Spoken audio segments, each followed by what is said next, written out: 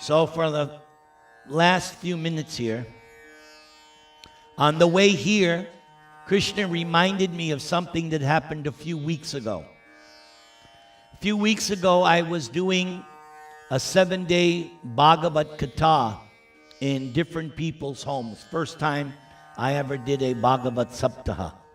But it was done in people's homes, not in any big setting. So in one of the programs, one young Indian lady, she had attended a couple of the kathas, and she had been hearing repeatedly that we should go back home, back to Godhead. So she raised her hand saying, what's wrong with coming back and taking birth again in the material world? So, thankfully, Krishna, he is the source of all intelligence. He gave me the proper answer. So here's the response. So the thing is, somebody who says that, somebody who says, what's wrong with coming back to the material world, is probably not at the moment in a suffering condition. Because when you're in a suffering condition, you don't say that. No, when you're in a suffering condition, you are thinking, oh, I need to get to a better situation. So, that's the first thing. And the thing is, okay, you live this life. You don't know what your next living situation is going to be. Right? For instance, you don't see advertisements. Let's take a vacation to Iraq. Let's take a vacation to South Central LA. You don't get, no. When they advertise on TV, right? Sandals, Hawaii, Bali. It's always to a nice, beautiful place. Okay, right now, right? There's fires in Trabuco Canyon. I got you a nice vacation in Trabuco Canyon. No, nobody's going to go. Everybody wants a better condition. So this notion that I'm going to take my next birth and it's going to be as good or better than it is now, not necessarily. That will depend on your karma. And another angle of vision. Everybody is looking for an upgrade. This is human nature. And you don't, okay, Rambai, I'll use you as an example. So you have a nice house. I've been to your house, right? I like going to your house. But if somebody told you, okay, now, tomorrow, you have to live in a one-bedroom apartment, you're going to think, hey, wait a second. I've earned this nice, okay? You're not going to be very enthusiastic to now you and your wife in one little bedroom apartment and, you know, let's pick a place, Duarte or Bell, right? You would consider it, oh my God, it's a downgrade, right? You chose your house, good area, nice, right? The thought of having just like myself, I moved to a nice place in March, and every day my wife says, oh, Krishna was so nice, he gave us this apartment. And the thought of, you know, giving that up and going back down? No. So, I may be living very nicely now, but if you get degraded, that's not enjoyment. Then, another angle of vision, which we sometimes forget. Things may be very nice now, but tomorrow, things can go topsy-turvy. Last year, Rambai, remember? The fire was very close to your house, remember? But Krishna saved you, right? Right? But didn't you get a scare? Yeah, all right? Or when the earthquake comes, right? We get freaked out. So, somebody who says, oh, I don't mind coming back, really? Those threefold miseries don't go away. Even in the heavenly planets, they don't have unobstructed happiness. Bhagavatam is very clear.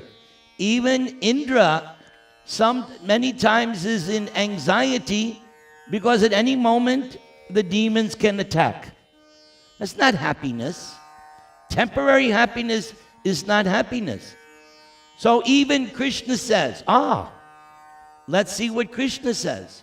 In chapter 8 of Bhagavad Gita, Krishna says, from the topmost planet down to the lowest, all are temporary place, dukhalayam ashashvatam.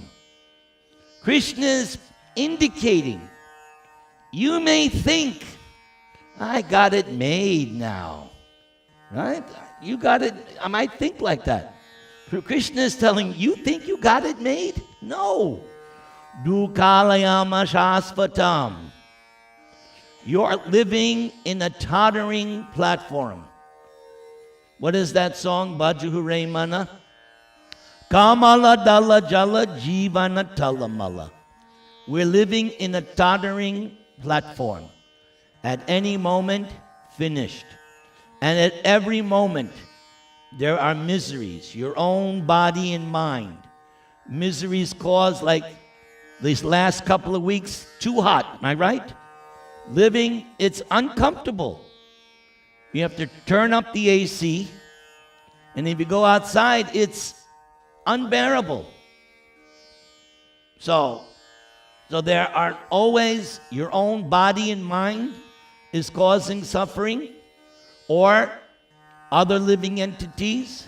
Just like where I live, what's the big problem? Crickets. At night, there's the cricket kirtan. They love to do their kirtan at night. Right? Yes, and where I live, there's this nice park, but there's a sign. Watch out for rattlesnakes. Oh. Have a nice walk, but watch out for the rattlesnakes. So Krishna is saying that this world that I created, the manufacturer has stipulated, dukhalayam ashashvatam. I've given the example many times. You buy some product, sometimes there's a warning by the manufacturer. Or when you go shopping, there's an expiration date on the product, with it like milk products. There's an expiration date. The manufacturer does that. So the manufacturer, Krishna, says, this material world, whether in Brahma's planet or low, dukhalayam, it's a temporary place of suffering. Then another, but I got to finish up, so I'll make it quick.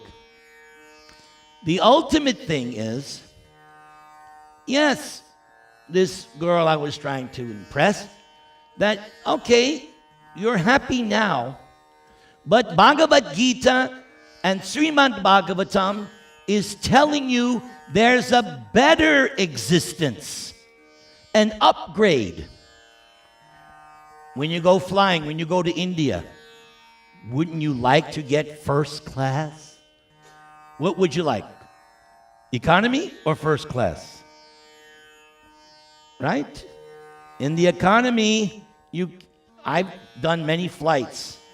When I go to Santiago, it's 11, 12 hours. I don't get first class. I get economy. So I'm like this the whole trip. My back is killing me.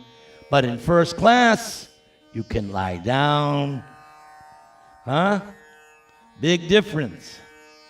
So Krishna is pointing out there's a upgrade. There's a better existence. It's called my abode. And the whole purpose of all the Vedic scriptures is giving people information about this abode. And the invitation is there. All of us are invited by Krishna to come to his abode. And that's why we read about Krishna's abode. If you're going to go somewhere, don't you read up about all the places to visit? You do your homework ahead of time so that when you get there, okay, we're going to go here, we're going to go here, we're going to go here. So the Bhagavad Gita is giving detailed information of Krishna's abode just to interest you to want to leave this material world and go back to Godhead. I'm over time. I'm sorry. Thank you very much. Hare Krishna, Krishna Krishna, Hare Hare, Hare Rama, Rama Rama, Hare Hare.